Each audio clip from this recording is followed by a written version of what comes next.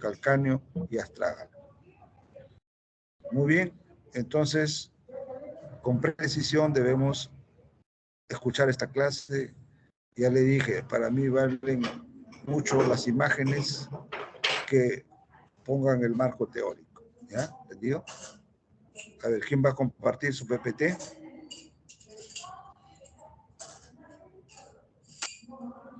¿Qué alumno va a compartir el PPT? Buenos días, doctor. Santana Romero. A ver, tenemos a 9 alumnos nada más, a 8 alumnos nada más. Ya saben que las clases tienen que ser obligatorio la presencia de cada uno de ustedes.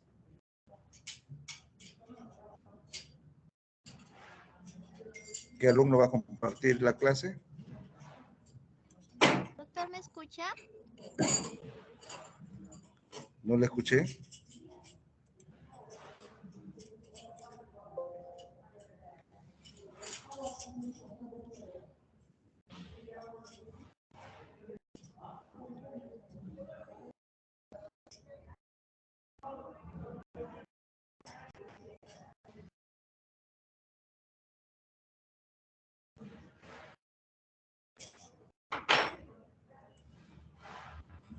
Doctor, ¿me escucha? Sí, sí, te escucho. Yo voy a la clase, doctor. Ah, muy bien. Comparte tus diapositivas.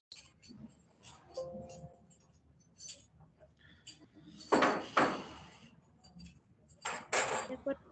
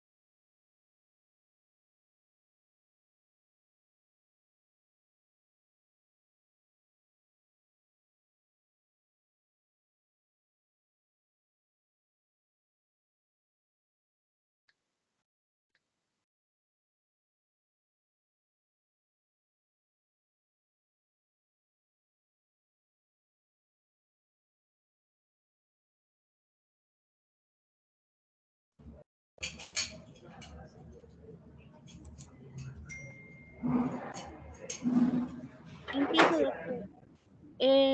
Sí, muy bien, Compañeros, adelante. doctor Sandoval, vamos a empezar con la exposición de hoy que toca fracturas y luxaciones en miembro inferior. Santana Romero. Vamos a empezar con la fractura de pelvis, que como podemos ver acá, esta forma va a ser la que la va a caracterizar para identificar cuándo las fracturas se van a complicar. Me refiero básicamente a la parte del anillo, porque cuando pierda su forma va a tener, vamos a identificar, ¿no?, el tipo de fracturas. Tenemos la parte anterior que se va a llamar anillo pélvico anterior y en la parte posterior, ¿no? Pero en sí, como tenemos que ver, es como de una forma anular. Y bueno, acá, por ejemplo, les muestro que la columna vertebral o una fuerza de sustentación va a implicar un peso hacia esta articulación del sacroiliaca y este va a también ejecutar un peso sobre la articulación con, en este caso, lo que sería la cadera. Y acá vamos a tener también presentes los ligamentos que van a estar involucrados, que van a ser también importantes al momento de que se presenten las fracturas ya que como son ligamentos y también músculos van a intervenir afectando la posición del hueso, ¿no? Tenemos, por ejemplo, los ligamentos sacrotuberoso que están acá, el sacroespinoso que se encuentra debajo de este y el ligamento sacrocoxígeo. Entonces, tenemos una clasificación de la AO, que va a ser la clasificación del Little, que va a ser según la forma del anillo, ¿no? Por ejemplo, en la A sería cuando el anillo está totalmente conservado y en este caso se pueden dar fracturas a nivel, por ejemplo, del pubis, ¿no? Del isquion, a nivel del ilion, como podemos ver, y a nivel del sacro, pero el anillo siempre conserva su forma. Tenemos el tipo B, que en este caso el B y el C vamos a ver que la forma anular sí está cambiando, ya no conserva esa forma circular, y menos en el C. Y importante en el B es que no solo es una fractura a nivel anterior, sino que tiene que incluir una fractura a nivel posterior. Por ejemplo, acá tenemos en este sínfisis púbica que se está afectando la fractura, pero podría ser solamente en el pubis, pero la cosa es que afecte, ¿no? En la anterior y posterior. En el C vamos a ver que va a haber como unas 3 fracturas. Acá, por ejemplo, vamos a ver que se ha abierto la sínfisis púbica, está afectada la articulación sacroiliaca y la otra sección, tanto izquierda como derecha. Y la forma se ve bastante comprometida. Pero subtipos, ¿no? Hay tanto A1, A2, A3 y con lo mismo de los demás. El A1, cuando no va a envolver el anillo, sino que está por otra sección, ¿no? Como al exterior del anillo, en este caso, por acá.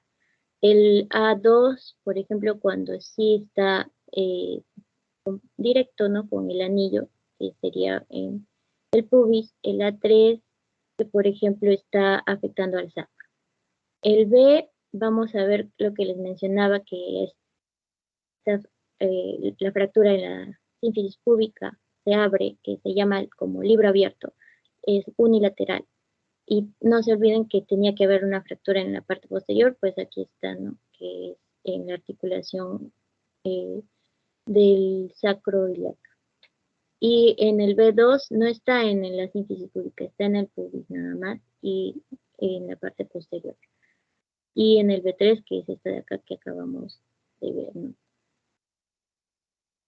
El C1 cuando es en un solo lado, el C2 cuando afecta a un lado y al otro lado, pero de un modo vertical y rotacional. Y el C3 de modo vertical y inestable. Vamos a ver cómo podemos manejar esta fractura de pelvis. Tenemos un algoritmo, ¿no? Para pelvis cerrada, pero en el libro menciona, puede ser pelvis cerrada o pelvis abierta. Lo que debemos hacer es, si esta fractura está inestable y es cerrada o abierta, tenemos que controlar la inestabilidad hemodinámica.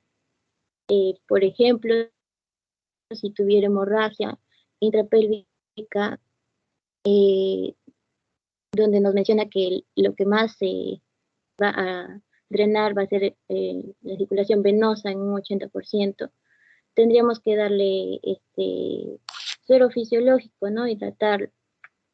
También a la vez debemos de darle tratamiento de las lesiones asociadas y una ecografía abdominal. Todo es rápido al instante.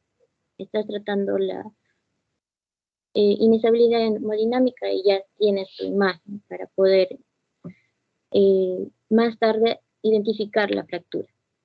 Luego se hace una fijación externa si es que no hay una fractura como tal, ¿no? Porque dice la ecografía abdominal, por ejemplo, salió negativa. o se hace una laparotomía o fijación externa cuando la ecografía abdominal sí salió positiva. Y si de todas formas continúa inestable, se hace una angiografía, se hace una embolización y obviamente se vuelve a estabilizar. Y de todas formas se debe de considerar la fijación interna. O sea, ya hablamos de métodos más invasivos, ¿no? Como tornillos o como, bueno, más adelante también vamos a ver. En este caso tenemos esta fijación, ¿no? Que nos está mostrando en estas imágenes como una fijación externa con este mecanismo físico para tratar de cerrar la abertura que podría estar presente. Al final tenemos que ver que termine con una fijación externa en el caso de una pelvis abierta inestable. Y bueno, eso sería como el resumen, ¿no? Que sería lo que básicamente debemos hacer en casos de emergencia. Hablando a modo formal, tenemos, por ejemplo, que se debe hacer el ABC, que va a ser que la vía aérea esté permeable, que tenga oxigenación, que cómo está la circulación, ¿no? Por ejemplo, en hemorragias, darle vasoconstrictores como el ocreotide, evaluar la lesión y si se tratara de una fractura ya identificada a la vista, darle tratamiento, pero si no, ya esperar a los resultados de la ecografía o de la radiografía. Acá tenemos, por ejemplo, si está estable, le podemos sacar una radiografía anteroposterior de la pelvis, que acá se presenta de esta forma cuando es caudal, o sea, de final, de entrada, perdón, caudal de entrada, desde esta sección hacia atrás se va a mover. Y cuando es de salida, desde atrás hacia adelante se va a mover, ¿no? Que se llaman como sus nombres caudal, de entrada, inlet, craneal, outlet, salida. Luego ya lo que les he mencionado, la hidratación, y es importante también inmovilización, que tenemos algunos tipos de mecanismos, que son los pantalones anti-shock, una manta y una ortopedia. Luego ya cuando ya se está, en sí el paciente ya no está en riesgo de muerte, se va a tratar, ¿no?, la fractura. Tenemos un tratamiento definitivo cuando hay una lesión inestable de fracturas abiertas o cerradas con aplastamiento, puede ser quemadura, y se hace una fijación externa. Tenemos acá, por ejemplo, otros tipos de tratamientos, ¿no? Sí, según el tipo de, como acá hemos visto, de clasificación del Little, si es A, B, C. Si es A, es algo que no es tan grave, entonces hay que darle reposo y movilidad progresiva. Si es B, pero B.1, reposo, ¿no? B.2, se hace una reparación de la lesión visceral y una fijación externa. B.3, aquí sí es quirúrgico y se puede hacer una tracción esquelética. El C va a ser quirúrgico y un control de laparoscópico con sangrado visceral, ¿no? Complicaciones que pueden estar presentes van a ser las infecciones, una tromboembolia por las arterias que podrían estar rotas, ¿no? Bueno, por lesionadas.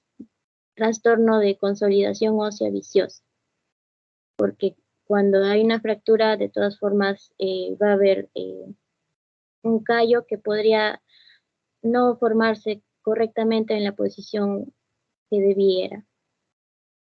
Ahora vamos a hablar sobre la cadera, fracturas y luxaciones de la cadera. Siguiente punto. Tenemos tres tipos. En este caso tenemos fracturas intracapsulares, extracapsulares y otra más que sería la fractura del acetábulo. Acá va a tener presencia la luz, ¿no? Que va a ser en el obturatriz, una luxación interior. Entonces, acá para ver, ¿no?, cómo es la fractura extracapsular, a qué nos referimos, fractura intracapsular, según a lo que nos vemos, ¿no? En el fémur, tenemos la cabeza, tenemos el cuello, tenemos los trocánter y la diáfisis. Entonces, acá, cuando involucra a la cabeza, va a ser intracapsular, y cuando involucre desde esta línea intertrochanteria va a ser extracapsular. Y según eso se van a presentar las fracturas.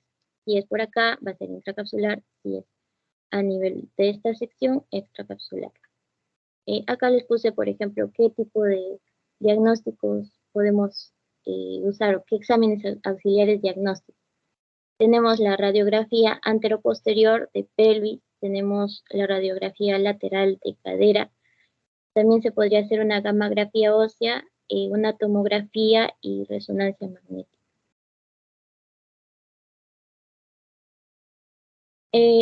Algo muy importante que ver en la paciente que, bueno, les pongo acá es cómo está la posición, ¿no?, de la pierna en sí. Vamos a ver que está en eversión y está separado, ¿no?, que va a ser la extensión. Entonces, acá va a haber una diferencia. Casi parecen lo mismo, solamente es la abertura. Es menor cuando la fractura es extracapsular y es mayor cuando es intracapsular. Entonces, está fácil de identificar. Ahora, las clasificaciones que tenemos según la AO de la cadera, vamos a ver que la cadera, el fémur, va a ser el número 3 de la clasificación. Y como estamos hablando a nivel de la cabeza, ¿no?, con los trocánteres, nos referimos al área proximal, por eso va a ser 3-1. Y todo va a ser 3-1 y se va a diferenciar según lo que les he mencionado, ¿no?, si involucra la cabeza o si involucra dentro de los trocánteres. Si involucra la sección trochanteria, que se llama intertrochanteria, va a ser A. Si está la fractura en el cuello mismo, va a ser B. Si está en la cabeza, va a ser C. A su vez, el A se va a dividir según cómo se ha fraccionado estos trochanteres, ¿no? Si ha sido directo una lesión en esta formación, ¿no?, diagonal, va a ser A1. Si se ha dividido en 3 fragmentos, va a ser A2, va a ser A3, cuando va a ser como una fractura transversal y a la vez en esta forma, ¿no?, de la línea diagonal. Pero a su vez hay que aprovechar esto también para mencionarles otra clasificación que va a tener también mucha presencia, ¿no?, que va a ser cuando involucra la cabeza del fémur, va a ser capital, una fractura capital. Cuando no está necesariamente en la cabeza, pero está en la base de la cabeza, se va a llamar subcapital. Cuando está en el cuello, se va a llamar transversal, y cuando está dentro de los trocánteres, va a ser pertrochanteria, y cuando está en la base de los trocánteres, subtrochanteria. Y acá tenemos una última clasificación de Piquín según la fractura que, por ejemplo, va a ser en la cabeza tipo 1 del ligamento redondo en esta sección, encima del ligamento redondo tipo 2, tipo 3, uno de estos dos, pero con una tracción en el cuello. Y ahora vamos a hablar sobre las luxaciones.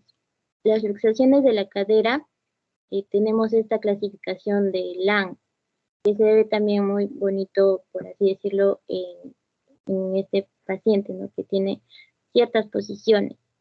Si es A, sería esta posición; si es B, si es C y si es D. Entonces, ¿cómo se llaman estas posiciones y fracturas? Cuando es A, se llama luxación posterior subilíaca, que va a ser 20 grados en flexión, 20 grados en flexión porque se está viendo cómo está el cerca, ¿no? Una rotación interna, una aducción y la posición de la cabeza femoral. En el libro menciona que esta clasificación es según cómo se posicione la cabeza. Entonces, la cabeza femoral está en la fosa ilíaca externa, en esta sección. Y se va a poder ver a nivel clínico. El B, luxación post-inferior isquiática. Se parece al A, solamente que hay un levantamiento, ¿no?, de la pierna.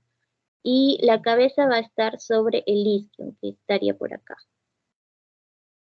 El C va a ser luxación anterior superior pubiana, que acá se va a ver solamente en extensión y una rotación externa.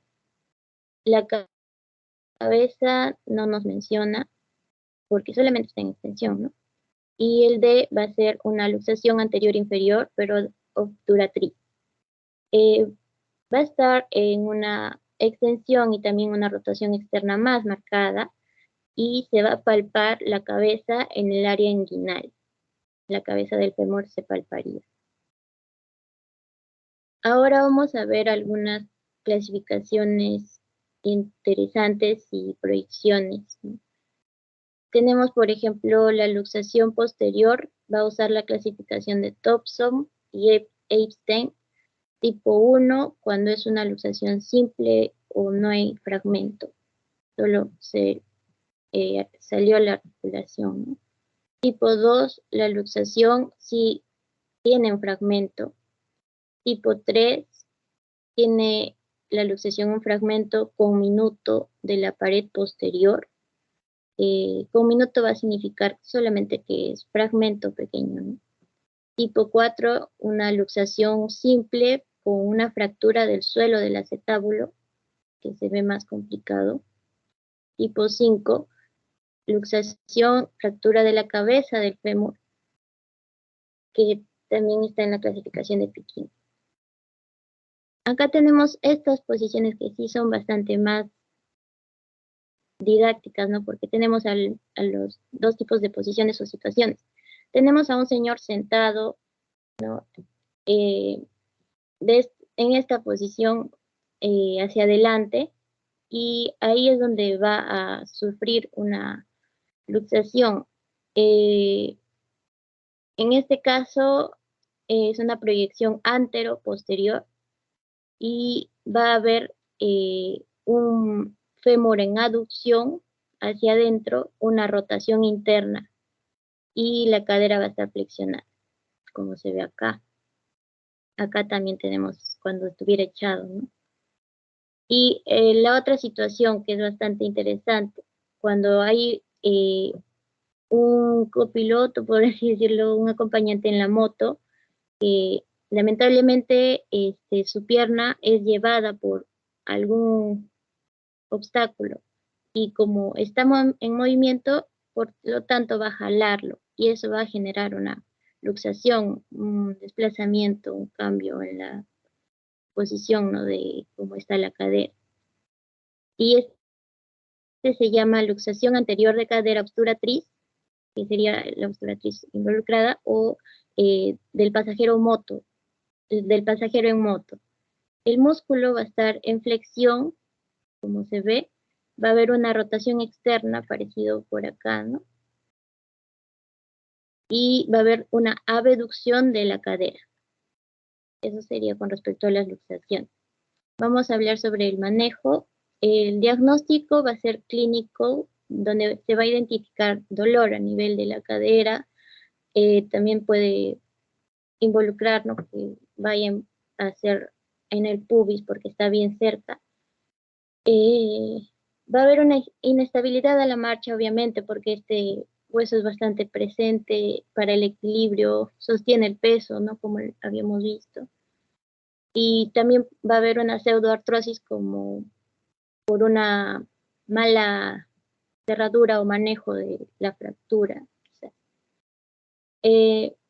vamos a ver tipos de tratamientos que podemos hacer, bueno, que los traumatólogos van a hacer, ¿no? Que va a ser una reducción cerrada, por ejemplo, que en este caso no va a haber una abertura de la piel, sino que va a ser con instrumentos más físicos, ¿no? En este caso va a haber una tracción en eje, que es el objetivo, ¿no? Que el eje mantenga la posición, ¿no? Y va a estar en posición de decúbito supino, ¿no? De costado. En la reducción abierta casi hay una abertura de la piel, intervención directa, por así decirlo, más agresiva.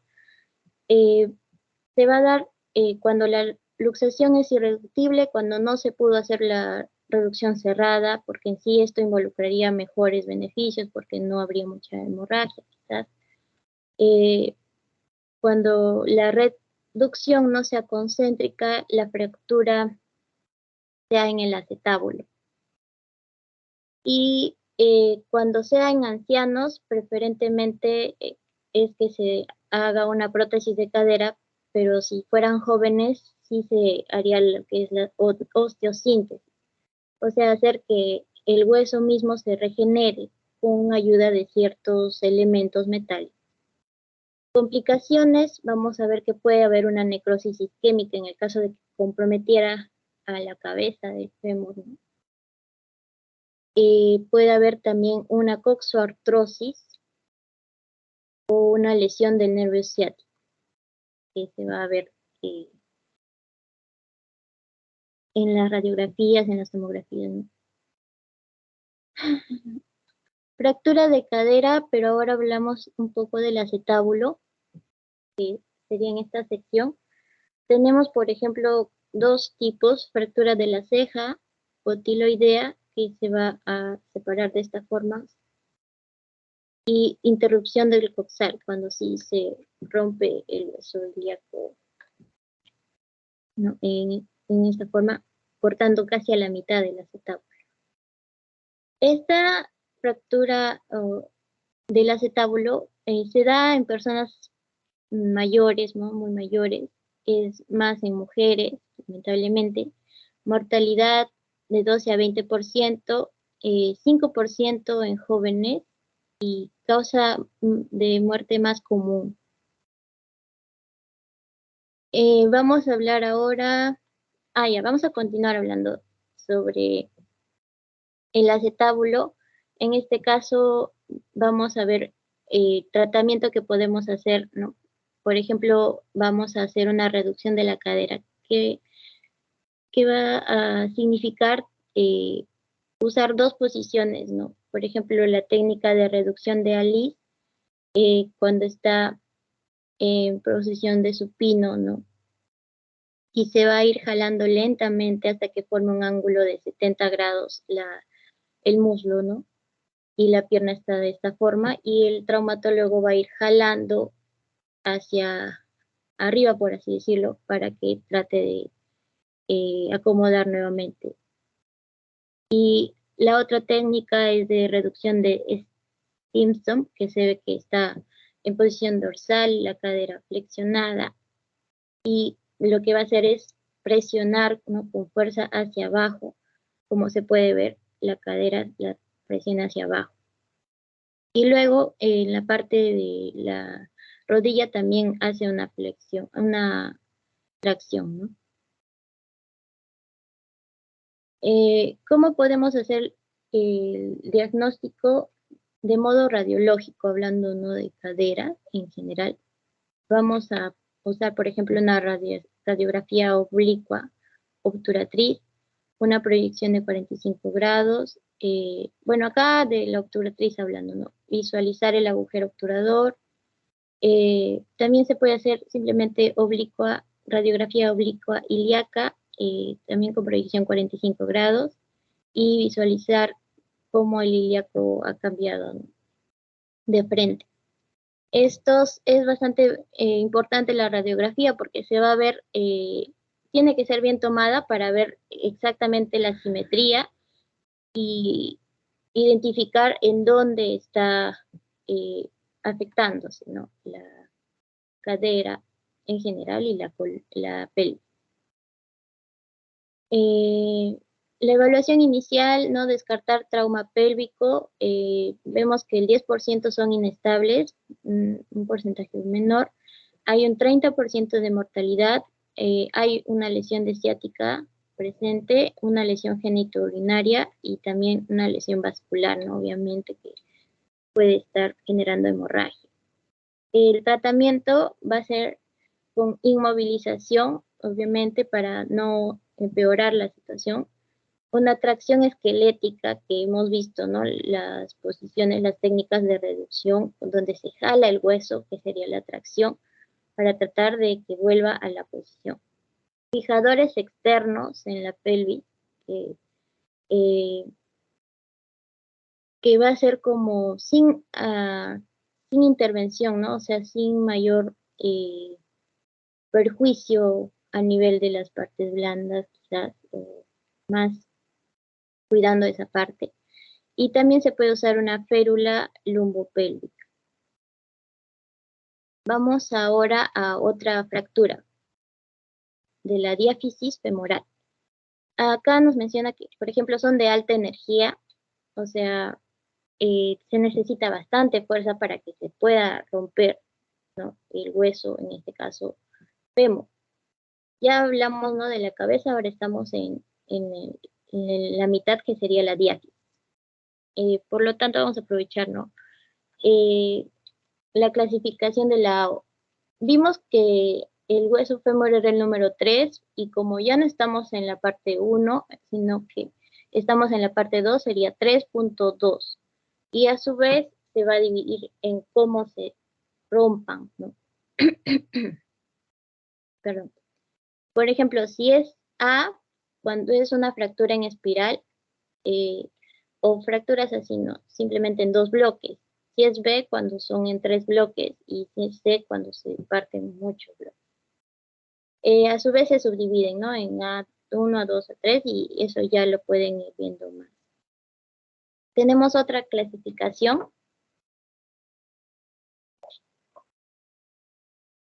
que sería Wing-Kit. Tenemos que, por ejemplo, se va a dividir en 4 y se ve, ¿no?, parecido en la parte de acá que vimos que se dividen solamente en la 3.2A. Va a haber una en la tipo 0, que acá nos pone como 1, bueno, sería esta de acá, una mínima conminución. El 0 no lo está mencionando. Que espero de todas formas sería la 3.2A.1, ¿no? La tipo 1, sí hay una pequeña conminución que les mencionaba que era un fragmento pequeño. En la 3.2 hay una moderada conminución, o sea, ya el fragmento está más grande, por así decirlo.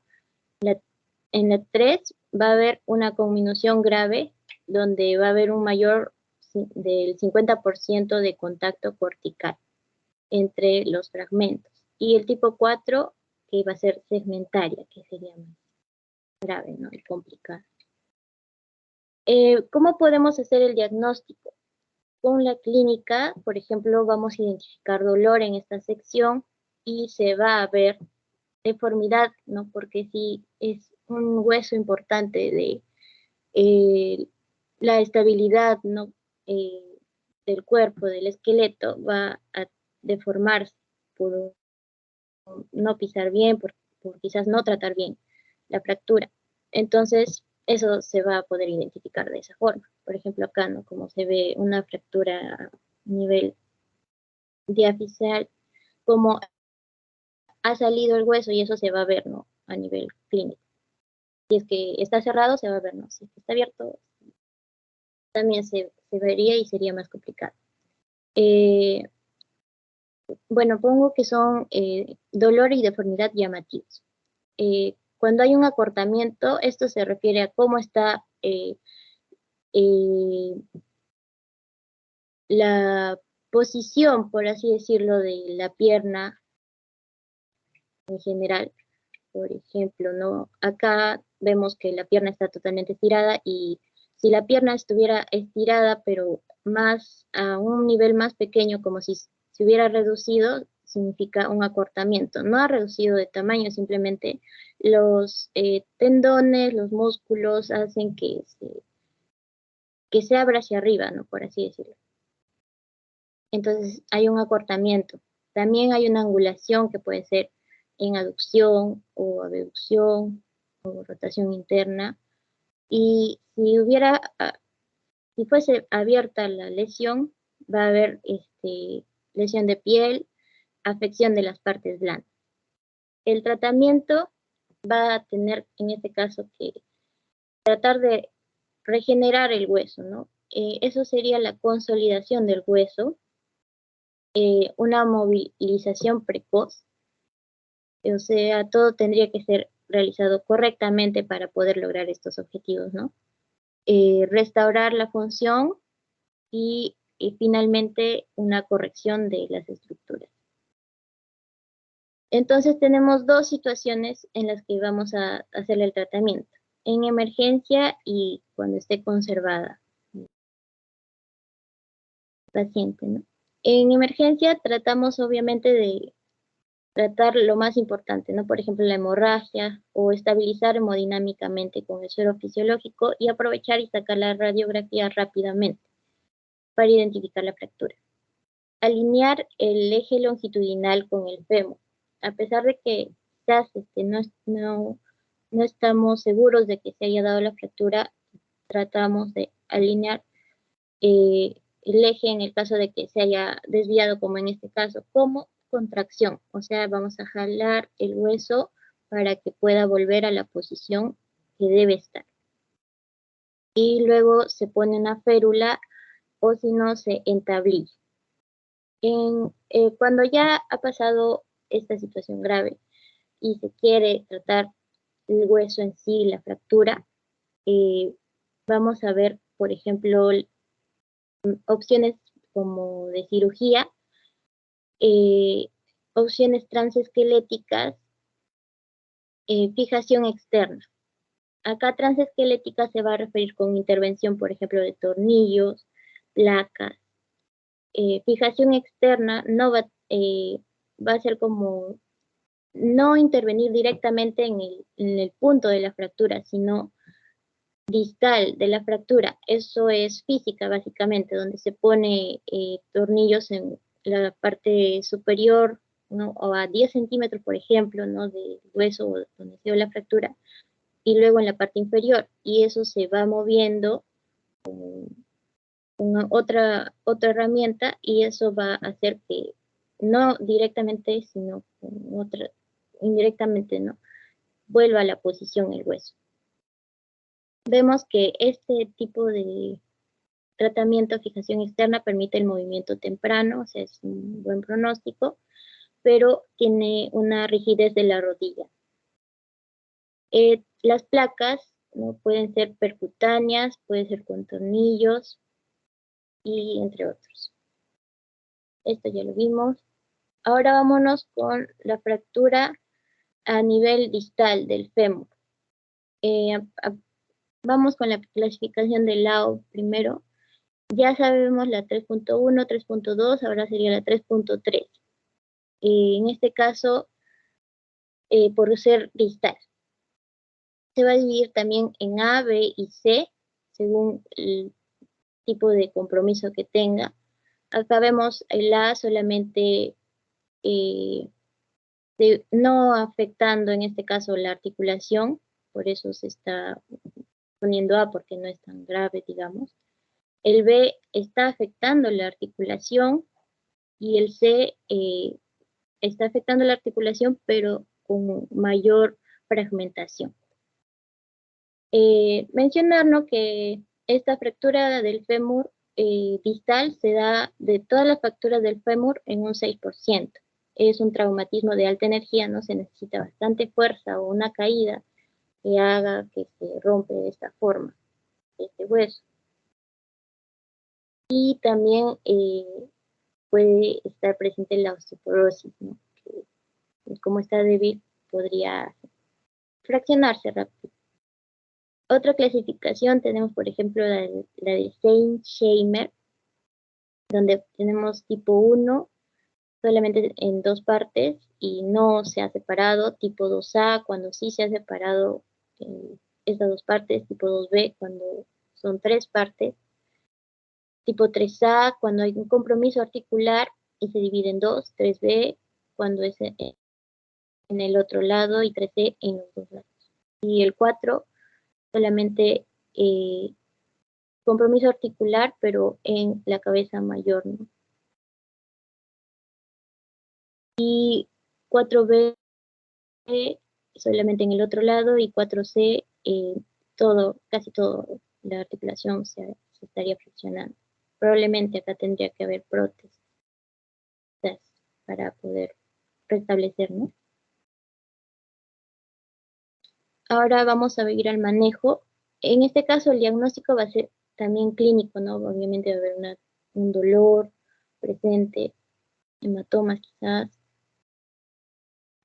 se va a ver hinchada la pierna, ¿no? La rodilla. Y se va a hacer uso de la radiografía, la tomografía y la resonancia magnética de rodilla. Tenemos tipos de tratamientos, ¿no? Va a llamarse reducción de fragmentos articulares, va a haber implantes, como les mencionaba, ¿no? Prótesis, placa, condilia, a nivel más de osteosíntesis, tornillos DSS, y también se puede hacer la fijación externa en puente de rodilla. Puede haber complicaciones como defectos de la alineación que no, quizás sí se hizo bien el tratamiento, pero se movió en algún momento en alguna posición y malogró la alineación. Puede haber un geno recurvatum, un geno varo hacia adentro y también una osteotomía. O sea, más en general sería de la posición como va a quedar el paciente. Acá, por ejemplo, tenemos es cómo sería la reducción de fragmentos articulares, cómo se están poniendo los tornillos, por así decirlo, eh, para, en este caso que solo se ha fracturado en dos partes, bueno, en tres partes, la parte articular se fijaron dos tornillos en esta sección y un tornillo acá, ¿no? Y acá, por ejemplo, una placa en esta parte y con los tornillos, ¿no? Que sería más estable. Bueno, eso sería del manejo. Siguiente sería fractura y luxación de la rótula. En la rótula se comienza con luxaciones, en este caso luxación lateral de la rótula. La rótula sería como que ese pequeño hueso de la rodilla, ¿no? Que está al aire. El mecanismo por el cual se da una luxación va a ser por un desequilibrio, por un movimiento extensor de la rodilla. El tratamiento tiene que ser rápido, porque si estamos hablando de la rótula, es un hueso bastante pequeño, obviamente que se va a fragmentar, entonces eso va a generar complicaciones. ¿Cómo va a unirse? Va a ser bastante difícil si no se trata a tiempo.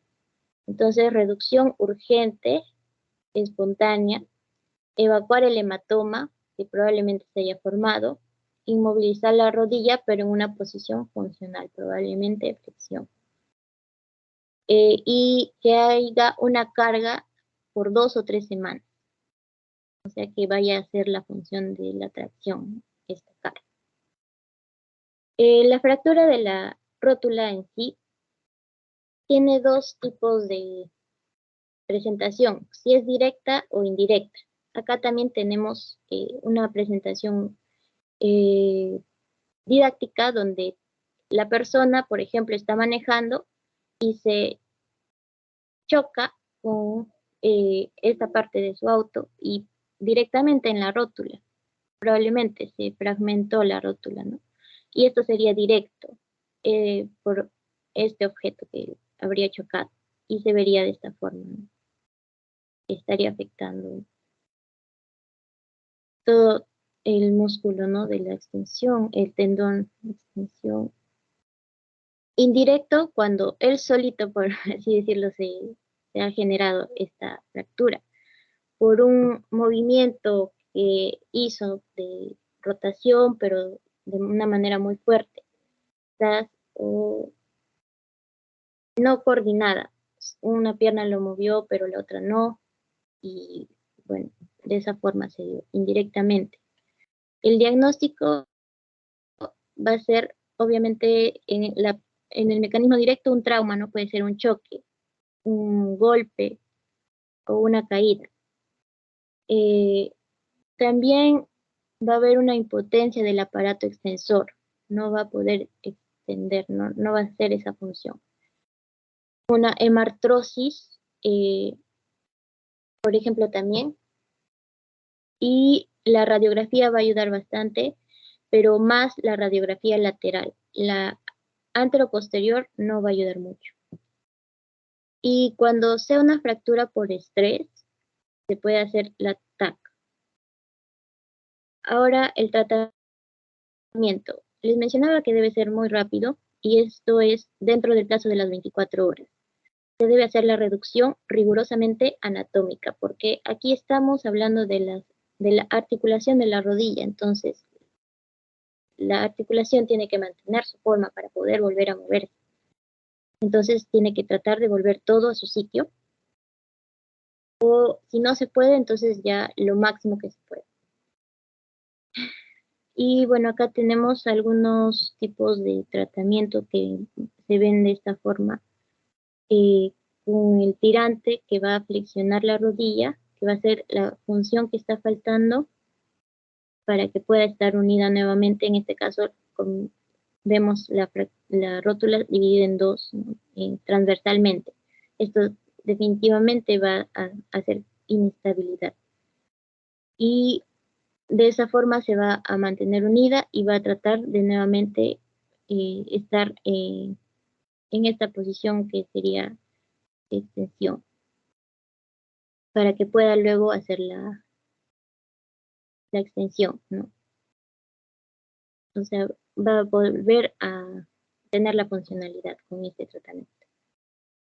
Las complicaciones es que puede haber una rigidez y una artrosis, porque de todas formas el hueso sí haya formado callos y se haya degenerado. Acá, ¿qué hueso sería la rótula? En este caso sería el 3.4 A1 y todos serían 3.4 según la AO. Y se va a dividir en A si es una pequeña fragmentación, pero en nivel de anterior. En el B, cuando va a ser la fragmentación, pero a nivel vertical y lateral, o sea, vertical. Y en el C, cuando puede ser transversal, pero ya, o sea, afecta desde la posición del eje que mantiene a la rótula, ¿no? Que sería más grave. Puede ser transversal y vertical, y cuando es la más complicada, ¿no? Que se divide en más. Tenemos otra clasificación de Ricard-Moulay, que tenemos en esta parte que solo se ha roto, pero no se ha separado. Esta otra imagen donde sí se ha separado los huesos de la rótula. Este tipo donde hay una pequeña conminutación, pero están unidos de todas formas los huesos, y el tipo más severo, ¿no? Que es toda una fragmentación. Acá un poco para ver cómo podríamos tratar a nivel con alambres, por así decirlo, para que pueda inmovilizarse, para que se quede ahí y solito se vuelva a formar, ¿no? Eso sería bien fácil porque es un hueso pequeño, entonces rápidamente se podría formar. Y en esta parte ya se ha cerrado por esta sección, primero por acá y luego a nivel anterior. Con clavos también se puede hacer, clavo y alambre, en este caso para fijar el músculo extensor. En esta sección vemos que pone los dos clavos, ¿no? En esta sección vemos uno, acá dos, y acá es como se ve a nivel lateral. Esto sería la patelectomía, por ejemplo. Ah, no, la patelectomía sería otra, pero también se podría hacer. La siguiente fractura, diáfisis de tibia. Tenemos, o sea, estamos bajando y ya nos encontramos con el hueso más grande de la pierna, que sería la tibia. Y este sí sería el hueso número 4. Y como estamos hablando de diáfisis, sería 4.2. Y según la clasificación de la AO, ¿no? Va a tener también sus complicaciones, si es A, si es B y si es C. Acá nos menciona que no hay compromiso muscular, o sea, no tiene, o sea, lo que más se tiene es como que la piel, y si la piel se daña, entonces se va a dañar, ¿no? Como nosotros podemos tocar a la tibia. Si la piel, por ejemplo, tuviera una escara, entonces se vería comprometida o infectada la tibia. Entonces tendría que cuidarse la piel misma. Entonces, tenemos, por ejemplo, que puede haber una lesión vascular y acá vamos a hacerle un ecodoppler y una arteriografía. Si hubiera, ¿no? Puede que sí haya y puede que no haya. Un síndrome compartimental, o sea, los músculos en bloque se van a inflamar, ¿no? Y no va a haber forma de que se drene, entonces va a inflarse más. El tratamiento va a ser con placas, ¿no? Obviamente primero drenado, este síndrome. En este caso nos mencionan las placas DCP. También puede ser un tratamiento con clavos intramedulares, ¿no? Todo esto va a ser la osteosíntesis. Y las complicaciones puede que después de hacer el tratamiento quede con un dolor de rodilla, quizás por algún error, ¿no? O que no se haya hecho bien el procedimiento o se haya movido. También puede que se rompan los tornillos. Y también, bueno, no todo, no va a durar mucho, ¿no? Entonces, más adelante, de todas formas, va a presentar una ruptura de tornillos o quizás otra complicación por el uso. Acá, por ejemplo, para mostrarle cómo se dan los tratamientos, por ejemplo, esto es una placa, acá se ve más claro, cómo es la placa, ¿no? Cómo es a nivel indirecto, no va a la misma fractura, sino va a modo distal. Por ejemplo, digamos que esto sea 3 centímetros hacia el nivel inferior y 3 centímetros hacia el nivel superior. Y esto a medida que se vaya moviendo o metiendo los tornillos, va a hacer que estas fracturas que estaban en otras posiciones vuelvan a la misma posición que deberían estar. Entonces eso es la fractura externa que tenía buen pronóstico. Y así es como se ve, por ejemplo, esta también, de esta forma, ¿no? Ahí es como los huequitos para que se pongan los tornillos. Y acá vemos una fractura no solo en la tibia, también en el peroné, pero los dos están movidos, o sea, sí, necesariamente los dos tendrían que tener placa, creo, para que puedan mantenerse o quizás, sí, me parece que los dos.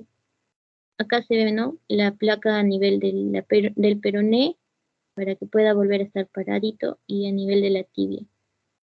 Toda la tibia está con la placa. y acá como se ve presencial. Ahora vámonos al tobillo. En este caso, en el tobillo, sí vamos a ver una clínica, ¿no?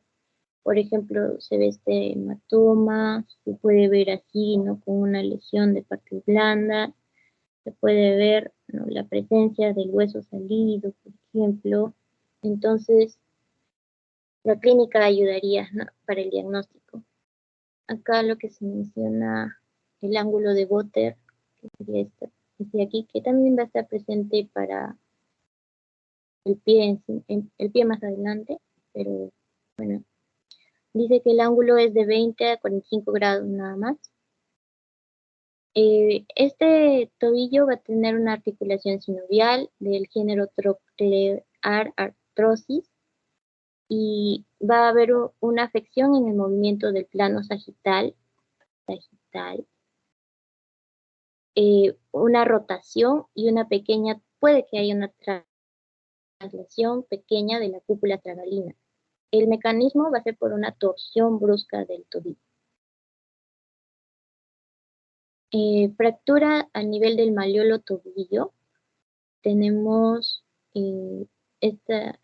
acá, ¿no? Por ejemplo, el malleolo,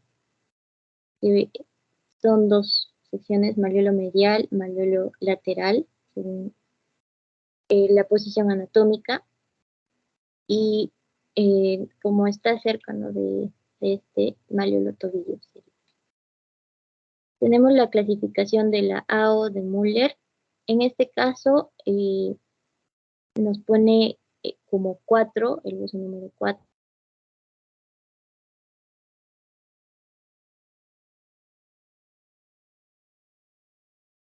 La tibia era el 4, era el 3, me parece.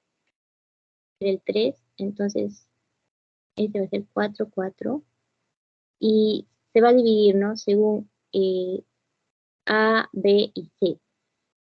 Acá va a ser muy importante esta fase, por así decirlo, que va a ser la sindesmosis, que va a ser lo que está eh, entre la tibia y el peroné, hay una sindesmosis.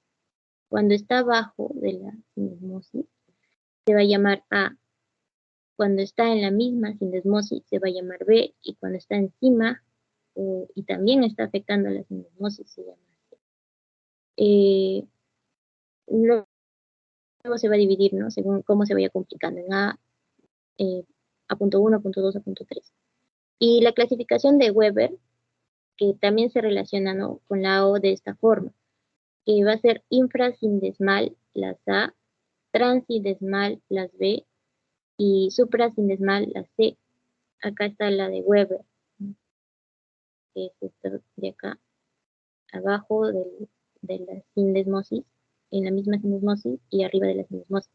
Y la Lauge-Hansen, que es como la Weber mayor, donde va a haber una supinación, aducción en la 1, la supinación, eh, rotación externa sería, en la 2, y una pronación con rotación externa. El diagnóstico va a ser también clínico, donde vamos a encontrar dolor, tumefacción, principalmente ahorita estamos hablando, ¿no? Del tobillo, malleolo tobillo. La radiografía va a ser con antero-posterior, que va a ayudar la lateral y la oblicua.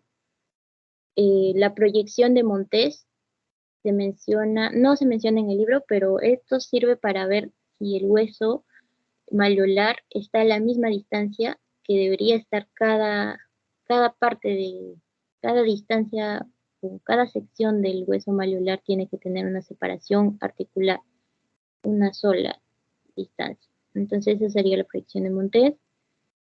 El manejo inicial va a ser que el paciente esté inmóvil, que se eleve la extremidad, ¿no? Como hemos visto que a veces se levanta la pierna, ¿no?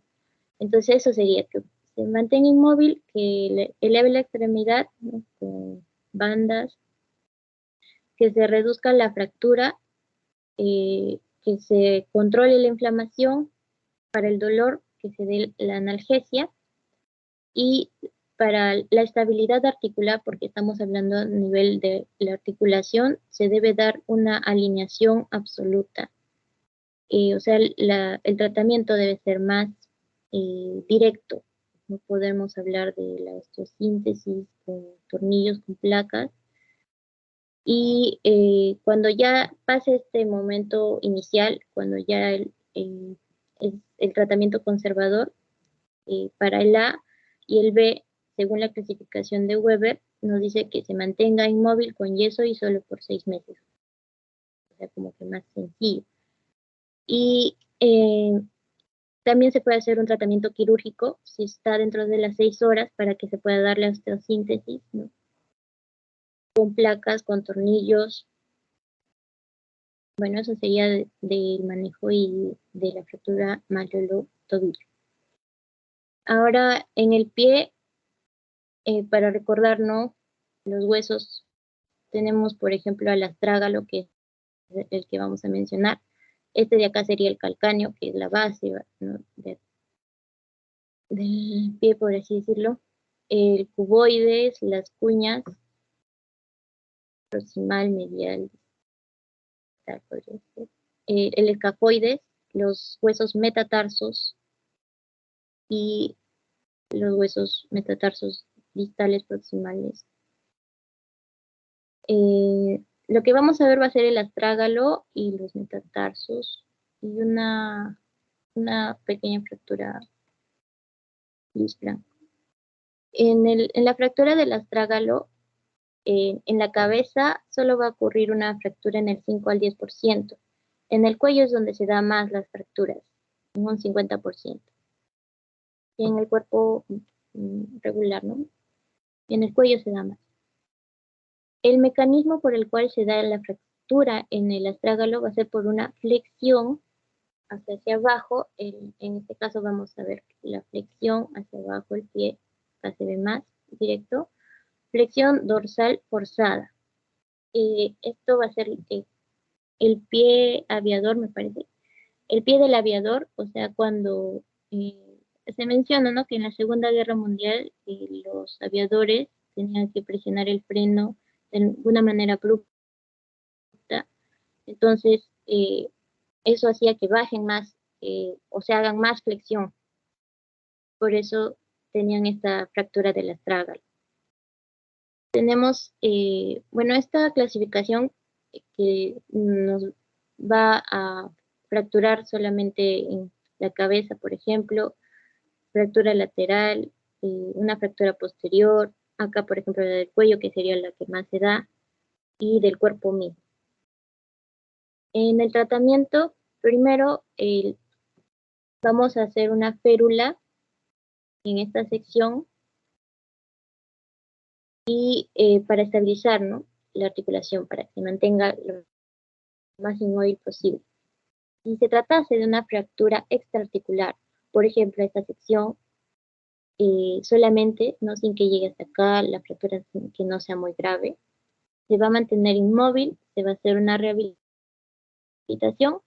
y solito va a volver a nuevamente la osteoformación, ¿no? Y va a tener buen pronóstico. Si fuese intraarticular, que ya podría ser a nivel astrágalo-escafoides, con el calcáneo, por ejemplo, con la misma tibia, lo que se tiene que hacer es una reducción abierta.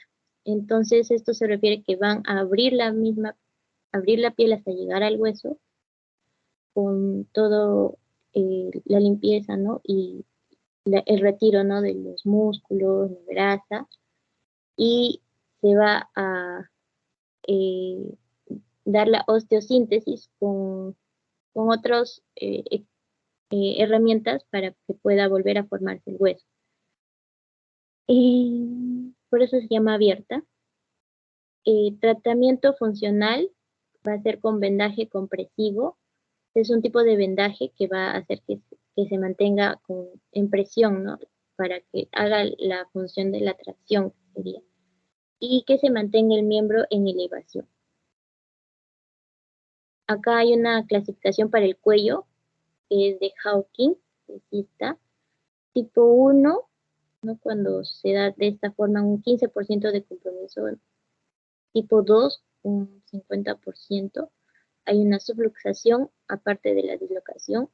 Tipo 3, un 90% de afección y una dislocación tibio-talar, o sea, con afección en la tibia, articulación en la tibia, ¿no? Se vería afectada. Y el tipo 4, casi 100%, dislocación tibio-talar y talonavicular.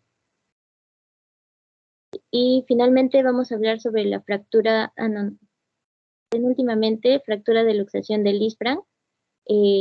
Acá tenemos, eh, esto es para que veamos, ¿no? Una clasificación donde va a ser la A, que va a ser una divergente completa, luxación de isfran. Una B, cuando no se ha completado toda la fractura, solamente a nivel del primer dedo del pie, o sea, divergente incompleta. Y la C, cuando es una divergente completa y lateral. Acá vamos a ver que se podría afectar la arteria poplitea, me parece, sí, arteria poplitea, y va a haber un edema también presente, ¿no? En el tratamiento va a ser, en este caso vemos con el tornillo cómo se va a poner en esta sección. Y acá vamos a ver cómo se van, si fuera, por ejemplo, ¿no? En la A y en la C, cómo se van a poner todos estos tornillos para tratar de nuevamente formar la anatomía del pie. Ahora sí, finalmente, las lesiones de los metatarsos y las falanges, solo se menciona los tipos, ¿no? Es A cuando es una fractura conminuta, que se divide en fragmentos pequeños. Es B cuando el cuello es, la fractura del cuello es desplazada. Es C cuando es una fractura oblicua, o sea, con un ángulo. Es D, por el contrario, sin ángulo. Es E con una fractura con un ángulo de 5%. Y F con una tuberosidad y también un ángulo del 5%. Y eso sería la exposición de miembros inferiores, doctor y compañeros. Gracias. Muy bien. Es importante en esta clase, como en la clase de ayer, que todos tengan conocimiento del mecanismo que producen las fracturas. Esto es importante en el aprendizaje y en la evaluación. Yo voy a presentar una radiografía y le voy a decir cuál es el mecanismo que ha producido la fractura. 1. 2. Clasifique a la fractura. 3. ¿Es mecanismo directo o indirecto? 4. ¿Se utiliza estabilidad absoluta o estabilidad relativa? Debemos revisar, como su compañero ha explicado, los mecanismos que lo producen. Por ejemplo, fractura de pelvis, el grupo B, mecanismo anteroposterior, mecanismo lateral. En el primero, lesión en libro abierto. En el segundo, lesión en libro cerrado. ¿Qué estructuras se lesionan en el libro abierto y qué estructuras se lesionan en el libro cerrado? Y lo otro que hay que revisar son las fracturas del platillo tibial. O sea, las tres columnas, la columna lateral, la columna medial y la columna posterior. ¿Cuándo? ¿Bajo qué circunstancias? ¿Cómo es la caída para lesionar a la columna lateral o a la columna medial o a la columna posterior? Eso es importante que nosotros lo remarquemos. Así como lo que ha explicado su compañera respecto a los mecanismos de producción en las fracturas distales de la tibia, en el tobillo y a la subtalar en inversión y eversión. Si tuvieran alguna pregunta.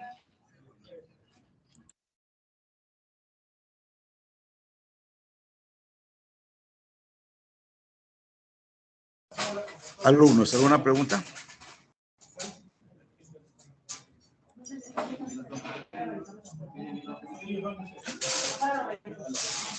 No les escucho.